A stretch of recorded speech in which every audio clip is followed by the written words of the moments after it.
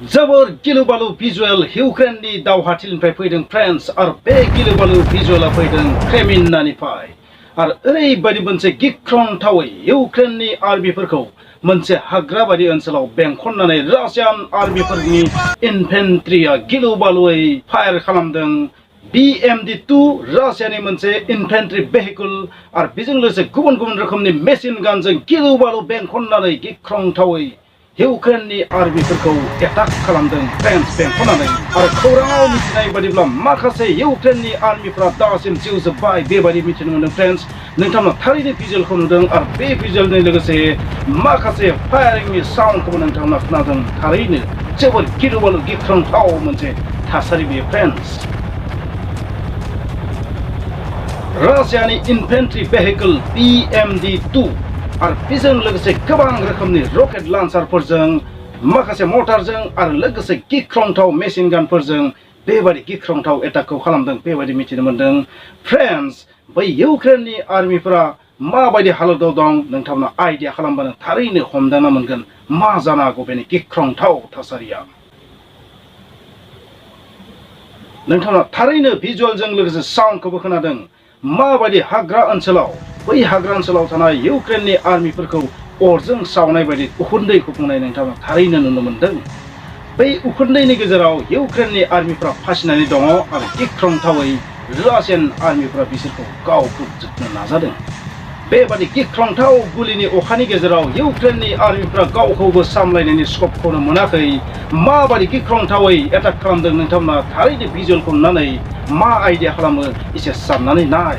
माबायदि गिख्रंथावै बेंखननानै इउक्रेननि आर्मिफोरखौ गाग्लोबदों रासियान फर्सफोरा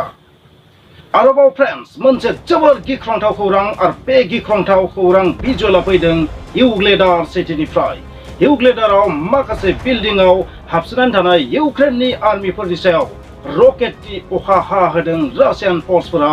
माबायदि बिल्डिंआव हाबसोनानै थानाय इउक्रेननि आर्मिफोरखौ रासियान फर्सफोरा रकेट एटाक खालामनानै फोजोबस्रांनो नाजादों आरो माखासे इउक्रेननि आर्मिफोरा जिउ जोबदों बेबायदि मिथिनो मोनदों 50निफ्राय 100सिम इउक्रेननि आर्मिफोरनि जिउआ जोबदों इउग्लेडाराव बेबायदि मिथिनो मोनदों आरो रासियान आर्मिफोरा क्रेमनियाव जाबायदि बेंखननानै एटाक खालामदों इउक्रेननि आर्मिफोरखौ बेवहाय बेसेबां आर्मि थैदों इउक्रेननि बेखौ हिसाब होनो हाया फ्रेन्ड्स आरो इउग्लेडाराव बेबायदि गिख्रंथावै एटाक खालामनाय भिजुअलखौ नोंथांमोना नुनानै मा जानो कमेन्ट लिर आरो फ्रेन्ड्स बेल' नङा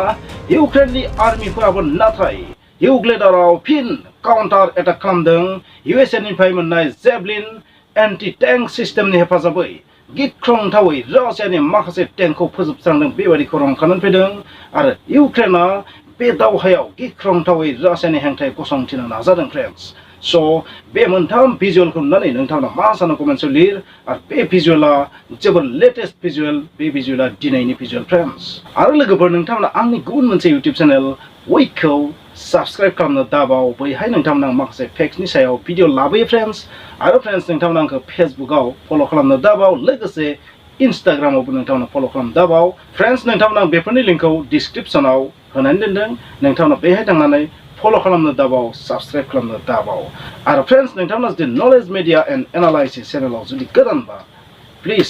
साबस्क्राइब खालामनो दाबाव लोगोसे बेल आइकनखौ थुनानै अल बेल आइकनखौबो थुनो दाबाव खुलुमबाय